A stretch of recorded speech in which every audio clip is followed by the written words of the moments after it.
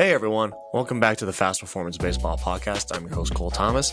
On this week's episode, we have Sean O'Hagan. Sean O'Hagan was a college baseball player, played at Miles Community College, Regis University, and most recently finished up at Mount Marty College in South Dakota, or maybe it's University. I don't know. But Sean has been coming to us since he started in college in 2018. He's trained with us consistently over the summers and the winters ever since.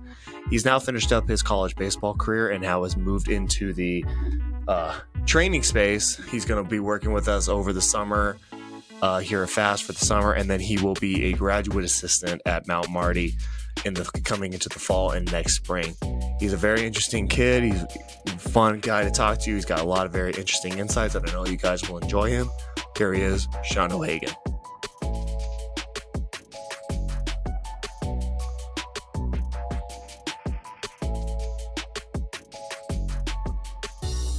Sean O'Hagan, thank you for coming on the show today.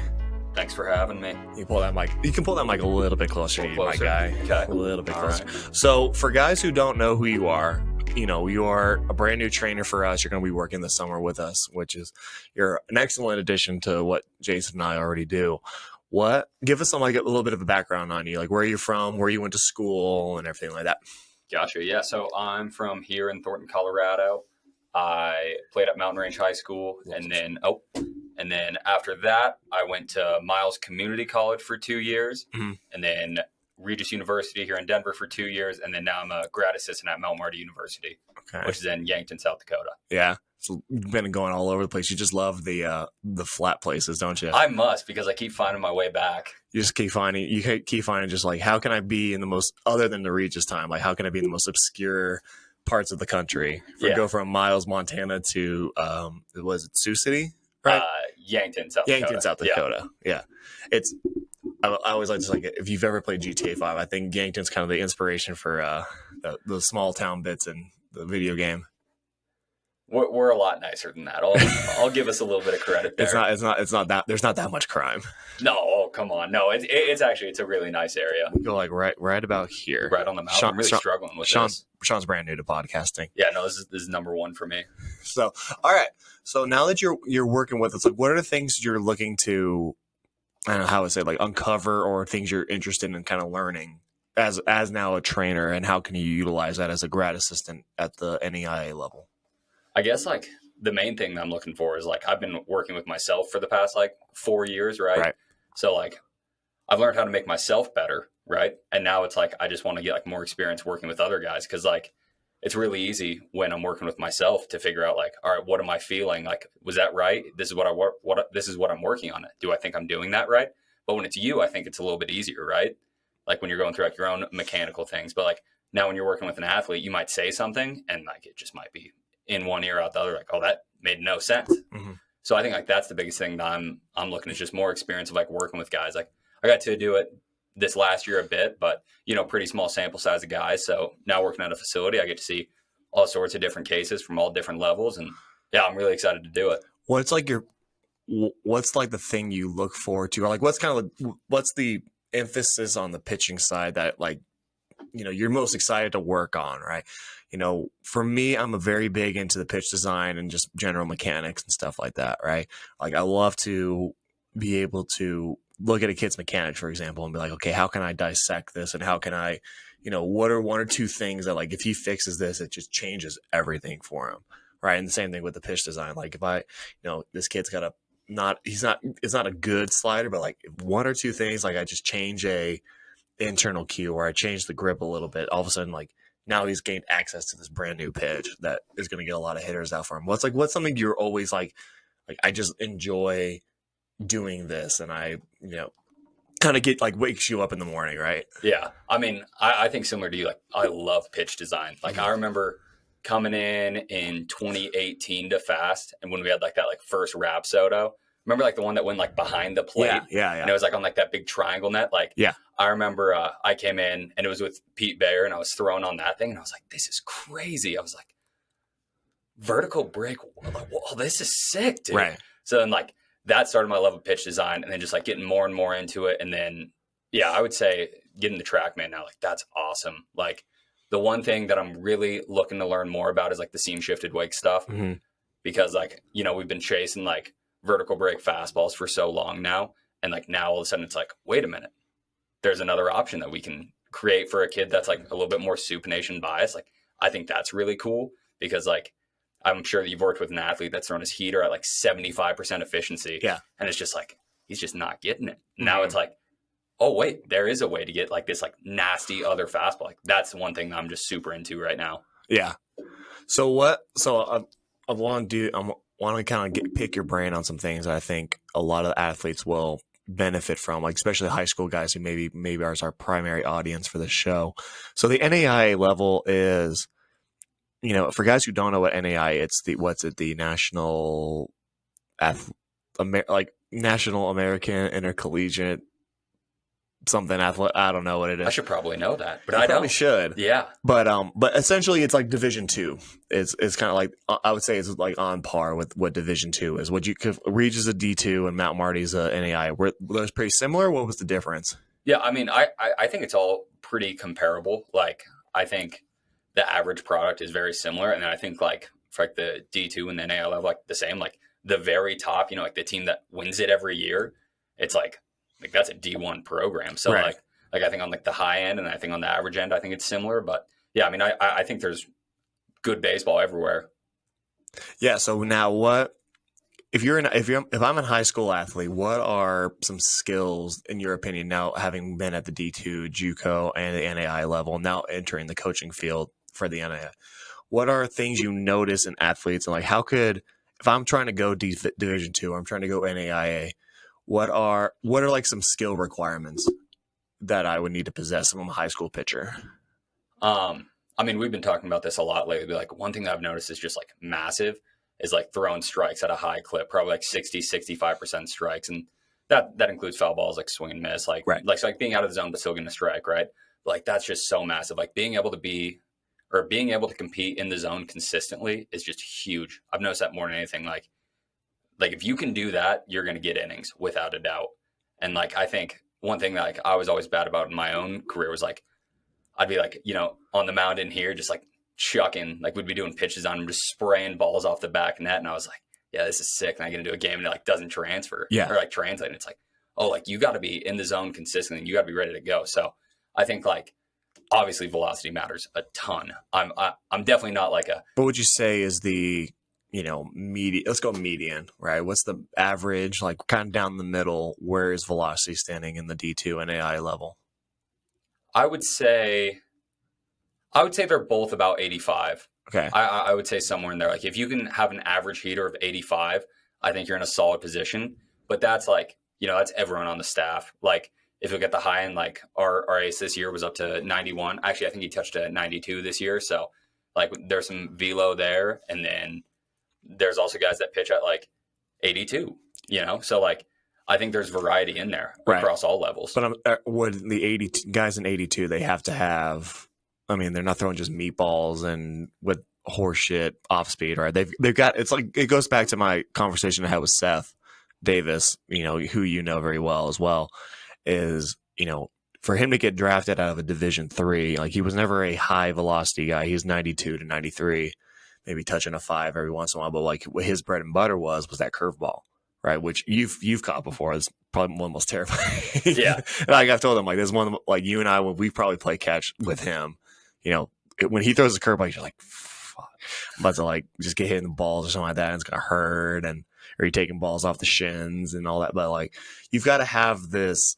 If you're not a high velocity guy, you've got to have something that makes you special. Like what's your 82 guy? Does he just have just like a wicked slider that makes him successful, or what's? I guess one guy that like sticks out to me, he's like 82. Go for it. I can't believe you would do that to me. But like this guy's like 82, good curve, good changeup, and then like it's like pinpoint accuracy. Like right. you know what you're gonna get out of him. Like he can paint corners, he can land the curveball whenever, he can throw the changeup. So like there's like that like pitchability part, you know. Like our 92 guy, I've talked with him about like his like scheme and like his like plan of how he throws.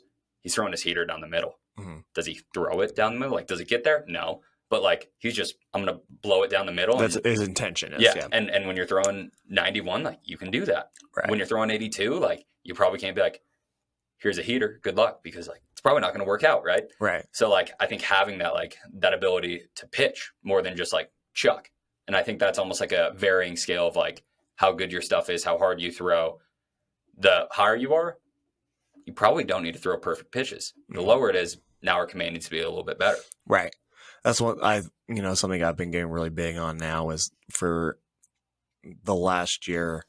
It's one of the things we struggle with. We have guys who have good shit, but then like they maybe not. And I think there's a little bit of bias and with their coaches, where like their coaches are, for whatever reason, they just don't like them. But like there's also a bit of a, like you're saying, a pitchability. Like you can be really good in a facility, but once it goes out there and you can't translate it, like, well, then what the hell does it really matter? Yeah. Right. So that's something I've been really big on too, is like, how can we get guys to develop that good stuff? But then like, you've got to be able to compete with it. Right. What are, you're from a similar background than what Jason and I are, but you're better at a specific thing called javelin anatomy than Jason and I are. And I've dabbled in it a little bit, but it's like, I think you're you kind of lock in on it a little bit more. You're very big on it. Why? Well, so what I love about it is like the 6 foundational positions. Mm-hmm. It's basically taken like a pretty extreme range of motion. What are the 6 foundational? So we've got a back bridge, a thrower stretch, side splits, front splits, palms to floor, and then hanging is another one, but I don't really test hanging. I'm sure that you could, but yeah. But what I really like about them is that we're basically like putting you in a range of motion that's like pretty extreme. Right. And what we're looking for is, if you can get into this position, then great. I would like to see you also get into a similar position once you're on the mound. Yeah. So like if a guy can absolutely crush a back bridge, but then like his spine is just a 2x4 and only rotational, and we don't have like extension, flexion, or like anything in there, it's like, well, what are we doing? But then like some guys, like you watch them hit a back bridge and it's like, oh no, like not even off the ground. Like their head's like 3 inches off the ground, spine's not bending, right. Tight lats, tight pecs, and it's like, well, we probably need to work on that. And then if you look on the mound and they're just completely rotational 2x4 spine, it's like, well, we got something there. Like if we can work to improve this thoracic extension and then translate it over to the throw, like we'll probably get a couple ticks there, So what I really like about it is just taking these ranges of motion to a static extreme. Mm-hmm. And if we can check that box, then I would think that we can check the dynamic box of the actual like throwing movement. But if you can't do it statically, probably can't do it dynamically. Right. So what are the, when you're looking at a new, like, and this is like maybe you and I have had numerous conversations, we can try to, repeat on this, but what are things that you've been noticing for pitchers these days, like movement wise? We can talk about throwing strikes and everything, but like when you bring in a new guy or you're working with a new guy, what's like the first thing you're looking for? Like, I'm sorry, I see this all the time with guys, that new guys that come in, like, and I need to make sure I address this first and foremost.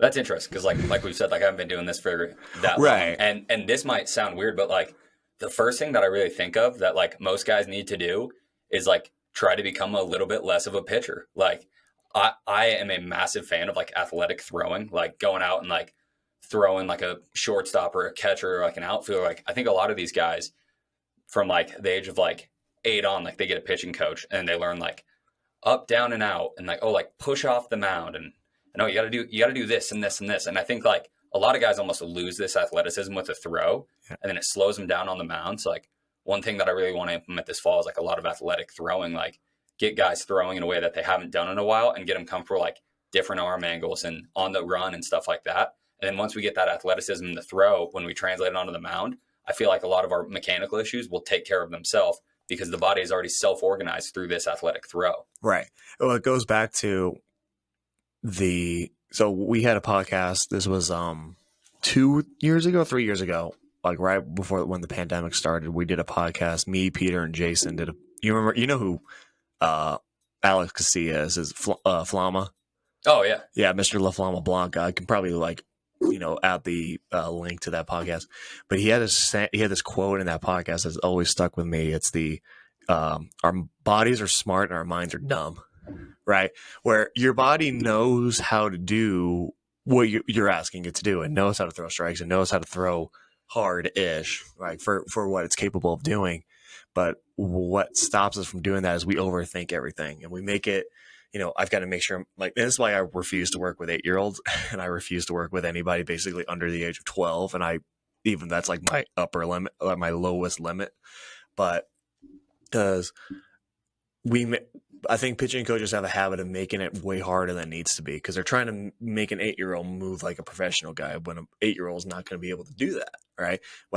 What you want to do is, kind of bring it back to base, just be an athlete, be a thrower, right? Yeah. If you can be really good, you'll find your natural arm slide doing natural things. You'll find how good of an athlete you can be if you just be natural. It's like the same, there's that video of Marcus Stroman that you can find on Twitter or Instagram where he's doing like outfield drills while he's long tossing, where he's like throwing the ball to himself and he's trying to gun it back in. So how can we find abilities to just bring guys back to just a basic sense of just be an athlete and be a human, right? As opposed to this robotic, mechanics driven, like make sure you're here, make sure you're there, checkpoint, checkpoint mechanics, as I like to call them, right? How can we return back to just be a person again, right? Yeah. Well, and then, so another way that I really like to do that is like when we're building out our plyo routine, right? Like I think a lot of guys, it's like reverse throws, pivot picks, roll-ins, rockers, walking windups. It's very standard, like right? the staple 5 plyo throws. Okay, why do you do those? And if it's like, because, then it's like, I've always been taught that way. Yeah, it's like, all right, well, maybe that's not the best thing for you. So like, I love this idea of like throwing a plyo drill to a guy that will like provide the constraint to fix whatever mechanical issue the guy has, and then almost try to like oversimplify it. Like try to let the constraint take care of the mechanical flaw and then go from there.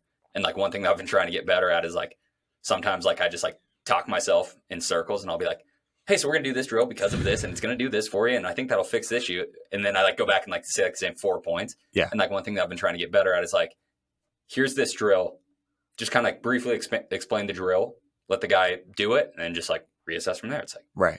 Oh, like, okay. Like we threw a drop step throw in there, and it's like, now we're getting a little more rotational with the back leg. It's like, yep, now we're getting somewhere. So I think like being able to like feed guys things that they don't really have to actively think about too much, I think that's really good stuff. Yeah. What are, when you're now approaching college baseball and you're approaching, big groups of guys, how are you going to fit in this, adding kind of a holistic way of training these guys to be the best pitchers they can be when you have like, I'm already like, I don't know the exact figure of numbers, but like how many pitchers do you guys work with? Like on your developmental teams and your actual varsity competing teams? Yeah, I would say we probably have about 20 guys in total. So how do you bring in this holistic approach to getting these guys to be the person they need to be successful? But 20 guys that's a tall task to, be able to address everyone's individual needs while maintaining time that, okay, we have to spend this time doing, PFPs or some shit like that, right? How can we, train you holistically in an individualized way in a large group setting? So basically how I'm planning on doing that is like by having that day one assessment and then just kind of like accepting the fact that it's just going to be a grind to knock all that out. Yeah. But like getting all 20 guys separated, bring them in time slots, and then I can take them through like the javelin anatomy assessment, and then I can take them, just get some video off the mound. And then from there, it's just like absolutely just crushing it for however long it takes, just try to knock it out as fast as I can. Because I think like the other thing is like striking while the iron's hot. Like if I like explain why we're doing this and like get all the guys like bought in on it, and then it's like, oh, I didn't get my program for a month. Like, why would I do it? And it's like, oh, well, like nobody cares anymore. So I think like just kind of like grind it out early on, getting those assessments. And then also like I've kind of been like building out the system recently and like just having just like a little basic chart of like what a guy was good at, what a guy was bad at, and having a hard copy of that. And then like, all right, well, hey, where's this position at? Or where is this mechanical deficiency at? Quick video. We have like that hard copy of where he was at, and now we can go back and look and compare. So I think like that's probably going to be the most beneficial thing, rather than just kind of like watching a guy and then being like, oh, your lead leg block needs to get better. And then like, that's really it. Cause like that doesn't really help a guy, right? Like if we can prescribe drills, and have hard copies to go back on to see like how we're improving on that, I think that's probably the best way to do it. How do you fit, like, I like that system, but how do you fit it into what college baseball practices are like? They're from all sorts of, I'm assuming in JUCO it was, it was the same thing for me probably, where, you do your work, you do your bullpens, you do your PFPs, you do whatever line does, and then you just go stand out in the outfield for 45 minutes while the hitters do BP, right?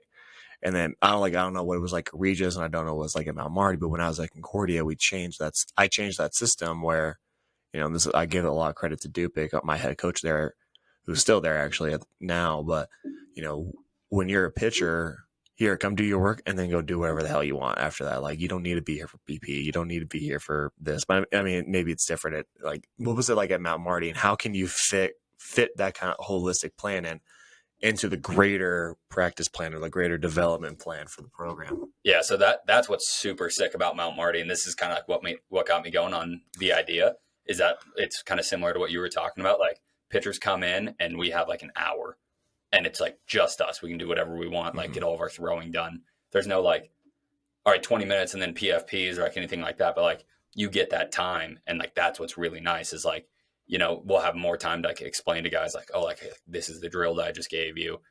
Here's why we're going to do it. And like stuff like that. So we'll have that time, and it's not like 20 minutes for throwing and then we got BP. So like, that's something I love about how they do it there, is like, there's plenty of time for throwing, plenty of time for warm up, recovery, stuff like that. So I think it'll fit in pretty well. So take me through, like, when you were playing, what's like your normal, and I don't know how to phrase it, but like, what was your like daily routine throughout your playing career? How much did it change? Did you have a pretty consistent throwing plan, or a consistent pre-game routine, or like what you went through pre-practice, pre-game? Did you have anything like that? Mine probably changed just entirely too much, just because like I love to find new things. So I always be, like I'm gonna try this out. But like I would say, like in the past couple years, like once I started like finding like the javelin anatomy stuff, I started throwing a bunch of that warm up stuff in there, which I really liked. I remember like the routine was 90-90s, the like wide stance squats that we've talked about before. So like getting the adductors loose. And then back bridges, throwers stretch, stuff like that. And that was all stuff that I loved, because like I felt like it really got my body ready to go. I remember like when I was like 18, when I like first got the driveline stuff, I didn't exactly know what I was doing. So like I would just kind of like show up, J-bands, wrist weights, shoulder tube, straight into plyos. And then like I didn't realize this until I was probably like 20 or 21. Like, I don't really prepare my body to throw. And I've had a couple really awesome conversations with one of the guys at Mount Marty that's in the PT school there, talking about like how do we prepare our bodies to throw. And like one thing that we've kind of been like just talking about back and forth is like maybe like throwing in some more like post-activation potentiation type stuff, like actually like getting the body ready to move fast. Explain PAP for people who don't know. So I guess I'm not even like great about this. So to the best of your abilities. I might need your help on this too. But basically, like, it's like telling the central nervous system that we're getting ready to go, right? So whether if that's through like a med ball throw or like sprints or jumps or something like that, and it basically is like telling your CNS and your body like, all right, like we're gonna move now, and like, right? That's pretty much it. Yeah. So it's basically like if you did your warm up, right? You did your standard dynamic warm up. What you add in there is you add like sprints or you med ball throws or jumps or things like that. But what it's you're preparing your body and telling your body it's time to move fast and explosively. Yeah, is basically what you're. Yeah. So like that's something that like I never really did, and like I never even really did like a dynamic warm up. If it was up to me, probably not the best thing to do. But I think like that's something that I would like to learn more about. And like, have you ever seen that 108 performance place? Yeah. Have you seen that's Eugene? Yeah, Bleeker. Yeah, we met Bleeker, him. Yeah, Jason and I met him when we were at APCA. Oh, okay. He's a nice guy. Yeah, so I saw him first on TikTok, and then I just like started looking at his stuff more, and like the water bag stuff. Yeah. And like some like the PVC pipe swings that they do, like that stuff that I want to like kind of learn some more about, because I think that's an interesting idea. Like taking that post-activation potentiation idea, right, into like now an actual rotational movement that we're doing similar to on the mound. So like, like maybe that's even better than doing like a sprint or like a jump or something like that. So I think that's something that could be interesting to look into in the warm up phase. Right. Something I've added before in the past is you've ever seen the what is it called, the swing speed sticks? Basically, they're used for golf primarily.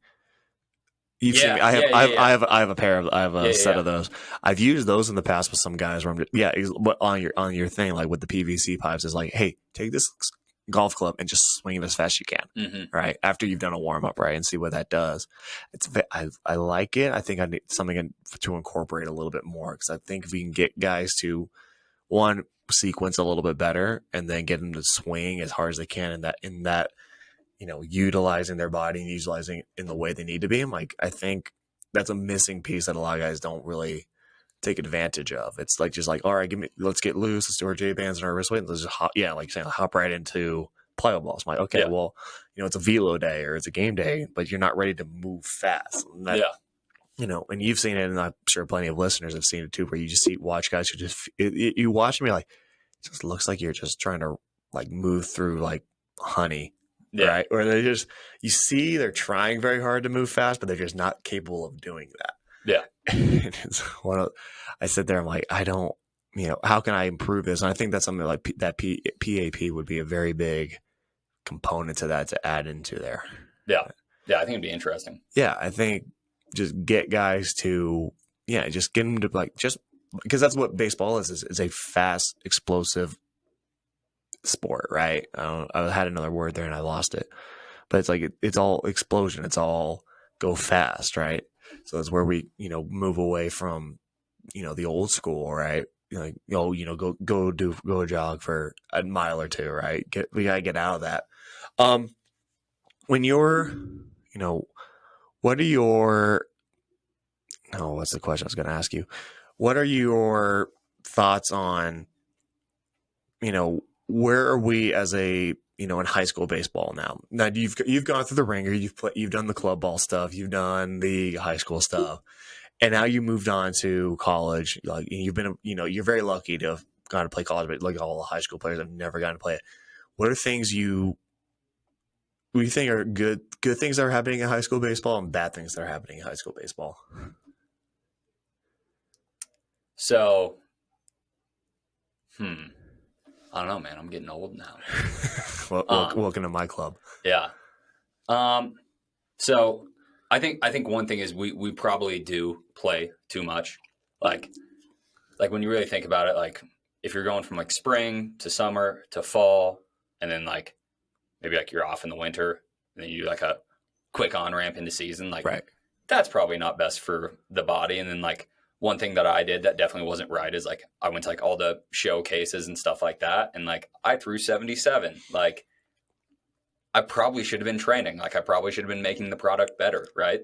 Like I think riding that line of like training and playing. Like, do I think as a junior in high school, like you should ditch out on your spring season so you can train for a full year? Like, no, I don't think so. But I think like prioritizing some point throughout the year to train and like get better, like to really have that like gym emphasis and like mobility emphasis, and like work on like the product that you are, right? You're a product, and college coaches are buying in a way. Like, they're like investing in you. They're investing in you, and like if the product isn't that good, it's going to be a lot harder to make it further. And like I got lucky. I got a lot of people to take chances on me, and I got to get a little bit better throughout my college career. And I'm lucky to say that I got to do it, but I definitely wish that I would like put some more emphasis on like strength and actually pitching and stuff like that. Cause it's like, it's not really something I did. I was talking with one of my buddies about this. I remember like when I graduated high school, I was like, all right, well, how do I get better at baseball? And I was like, I don't know. Like it doesn't really seem like anyone knows. And then like, just kind of like looking through the web and stuff like that. And I find Driveline in like 2018, which like was decently early for like Driveline times. Like not a ton of people were doing it by then. And I was like, this seems different. This seems weird. This seems like a way to get better. And like got the stuff, got into remote training. I got on with Bill Hazel. Did I say that right? Hazel, yeah. Hazel, yeah.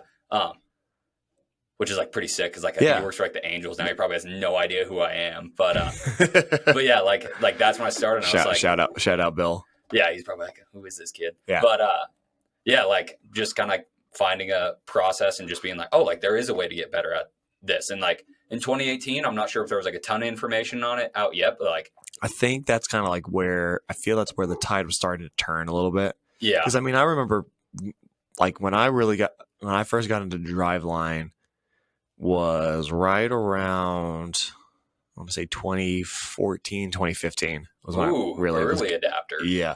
I mean, I can show you I have a binder of like the OG like Driveline ballistic training.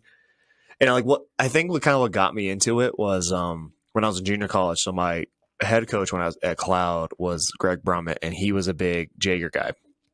Like he loved the long tossing, he loved the J bands. And I think that's just one of those things like that kind of just got me. And when I was in high school, I had no idea who Driveline was. I had no idea who Alan Jaeger was. But it was kind of funny. I always like look back where I feel like I was almost like an early adopter of Jaeger stuff without having known who Jaeger was. Because I was always a big fan in high school, just long tossing. I'm just like, I had no idea why I was doing it. I'm just going to go out and I'm just going to throw this ball as far as I can, right? Yeah. Get with buddies, get with all these things and just throw, right? And then, then I learned Jaeger. And then through Jaeger, I started kind of researching him. And then through Jaeger, I find Driveline. Like I can show you, I still have all the OG shit from like old J-Band books, old Driveline shit. It's really funny. But yeah, it's, that's where I kind of realized, there is a way to improve velocity. Because like, everyone listening to this and everyone in baseball is like, how do I improve my velocity? How do I improve my bat speed? How do I hit the ball harder? How to throw the ball harder? Like, and there's a way to do it, but playing is not conducive to doing that. Like you can't, I'm going to play a shit ton of games and then magically I'm going to throw harder. It's like, I feel like you use the games to validate the work you've put in, right? As opposed to making the games the end all be all, right? Mm-hmm. And I think, when you started coming in for us was, I think, like you had an idea, but now I think when you start coming, when we were at the Bull Peak, so that's when like your eyes were like really opened up to, like, here are people who know what the fuck they're doing, and how can they can change the trajectory of my career, right? Yeah, no, absolutely. Like, well, and I got super lucky with like the group that I came in. Maybe it was the winter of my sophomore year, winter of my freshman year. I can't remember which year it was, but like when we had like Cole Halpin, Blake Goldsberry, Connor, forgetting his last name. Yeah, like just a bunch of dudes that just like threw like way harder than me. Yeah. And like it was like, oh, like these dudes are older than me and like they've been doing this stuff and they throw harder than me, like probably be paying attention to this. So like I got pretty lucky. And then like, like we had like Pete around, Seth, like just like a bunch of baseball knowledge around when I like started coming in like 2019-ish. Mm-hmm. So like I got super lucky to like learn from all those guys and you and Jason and everybody. So yeah, I mean, I feel like I've learned a ton just like being here and then just doing my own research too. What do you think? Spurred me a question right there. When you were doing your programming with Blake, who now pitches is he AA now with the Rockies? I think so. Yeah, AA. Sure. Halpin played at Central Arkansas. He's kicked the bucket. He's not dead. Kicked a bucket. Dude. I know that was a bad expression there. But he's no longer in baseball. And then Connor, I have no idea what Connor's up to after he graduated. Yeah, I'm not sure. But that's one of the things I was interested in. Like, you're training with these guys who are better than you, and I feel there are some guys who come in here or go to training space and they see people who are better than them, and it's intimidating, right? Do you see that ever? Or like, what would be like you're trying to make a pitch to like, go train with those guys. Go, I feel like there's too many kids who like, if they're not successful or they're beating other people, it's no longer fun. Yeah. I saw something that was pretty good. This might've been a while ago now, but it was like, if you bench 135 and you hang out with a group of people that bench 225, you probably aren't going to bench 135 for very long. Right. Like you're just going to get brought up with them. Like if you're hanging out with them, like if you throw 80 and you're hanging out with a bunch of dudes that throw 90, like you probably aren't going to throw 80 for very long. Cause like you're going to figure it out. And like, you're going to get pushed to like be up to their tier, you know? So like, I think it's so good to like train with people that are better than you to an extent. Like, there's some guys that are just really good and they don't really try. And it's like, sure. But we'll just imagine that these are the people who have that drive to always be constantly improving. Like you're saying, like you bench 135 and you're benching with the people who bench 225. Like hopefully they're not only topping out at 225, right? Yeah. They want to go to 315, Yeah, right? exactly. And they drag you along. But yeah, it's just like, training with people who know more than you or are better than you. Like you can finally go, pick people's brains. And I think that's something I noticed here at Fast a lot, is like when Peter was here and when Seth was there, like a lot of college guys just loved talking to those guys because they can pick their brains. Like, you're a minor league guy, how did you get to that place? What do you do? What, even like on top of the guys you trained with in a college setting, like we had, pro guys, especially when we were at Beacon, right? We had like guys like JD, we had guys like Brett Helton, Mitchell McIntyre, who's now a Division II pitching coach at a school, Peter, Seth, me, and it's like there's all these guys. I'm like, there's so much wealth of knowledge here all of a sudden that you can just kind of pick apart, right? So it's like, if you're a kid, if you're a high school guy, like you have an opportunity to take advantage of it and learn from it, right? Yeah, I mean, definitely. And I think like one of the best things you can do is just ask questions. Yeah. Like if you see somebody doing something, just like, hey, why are you doing that? I'm not doing that. And like they're like, oh, it's for this reason. You're like, oh, that's a good idea. Like, maybe throw it in there. But also like being able to understand like not everything's for you. Like that's one thing that I was bad about. Is like if I heard anything, I was like, cool, I'm gonna try it. Yeah, and it's like, okay, that's probably not the best, but like being able to like filter stuff in and out and being like, oh, like this is good. Maybe I should add that in. Right. So wrapping up, I feel like this is a good stuff. But what I want to finish, I always kind of ask guys when they come on, what's the biggest piece of advice you would give to a amateur baseball player, college guy, high school guy? Younger guy, like what's your biggest piece of advice, like looking back through your whole career? Like what would you say, what would you tell this kid if he's coming for you from like, tell me something that would help me improve myself? I think that this is like so cliche, but just like so true, is like there is no quick fix. Like there is no this drill to give you 5 miles per hour, like stuff like that, like it's literally just a day in and day out process. Like you have to do it every single day. You have to be committed to it. And like, it just has to matter to you. And if you're looking for like the quick fix of like how to go from 80 to 90 in a day, it's like, oh, well, that doesn't exist, dude. Right. Like it's just every single day doing it all right. The nutrition, the sleep, the throwing, the recovery, the lifting, like it all has to matter and it all has to be consistent. Like you can't just get fired up one week and be like, I'm going to do it this week. And then like, you just grind for like 5 days. And like next Monday, you're like, dude, things came up. Yeah, like, dude, I threw so hard last week. Like, I'm probably just gonna chill on Monday. It's like, well, that doesn't work. Like it just has to be every single day and every single day in and day out process. Right. Cool. Where can the good people find you on social media and things like that? I don't even know, dude. I got to start posting. You should. Wait, that's gonna be my goal for you this summer, is get you posting things. Yeah, I gotta start pushing out content. We gotta get your exposure up. I think Instagram and Twitter, I'm _Sean_O'Hagan on both of those. So yeah. So that's where people can find you. Like if they want to shoot you messages, they want to follow you, want to start learning some things from you. Yeah, that'll be Instagram and Twitter. I think they're both the same. Those are the only two platforms you utilize. Yep, that's it. And I was like, I think I already deleted my Ask FM account back in like 2011, but otherwise I would let people fire off questions there too. No MySpace anymore, or MySpace. You're too young for MySpace. That was my generation. Yeah. So awesome, Sean. Thank you for coming on. It was a pleasure having you. Yeah. Thanks for having me.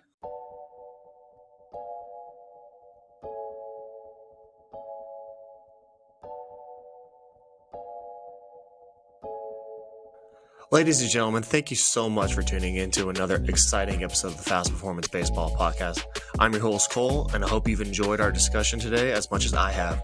We've covered some incredible insights into improving your baseball performance, and now it's time for our grand finale.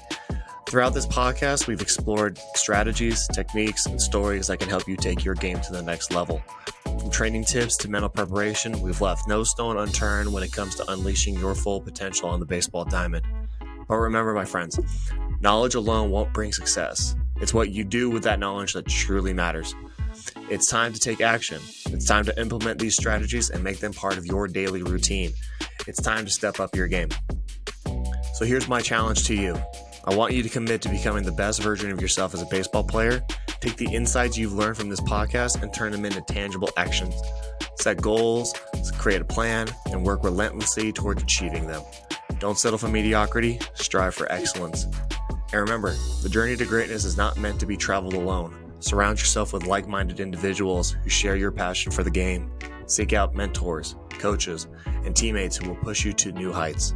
Together, you can create an unstoppable force that will dominate on the baseball field. But wait, the podcast does not end there.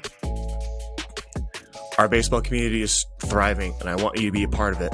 Follow me, Cole Thomas, on social media at Cole Thomas Fast, where we can continue this conversation and connect with fellow baseball enthusiasts. I'll be sharing exclusive content, training tips, and updates on upcoming episodes that you don't want to miss. Additionally, make sure to follow Fast Baseball at Fast Baseball and Fast Performance at Fast Performance CEO on social media.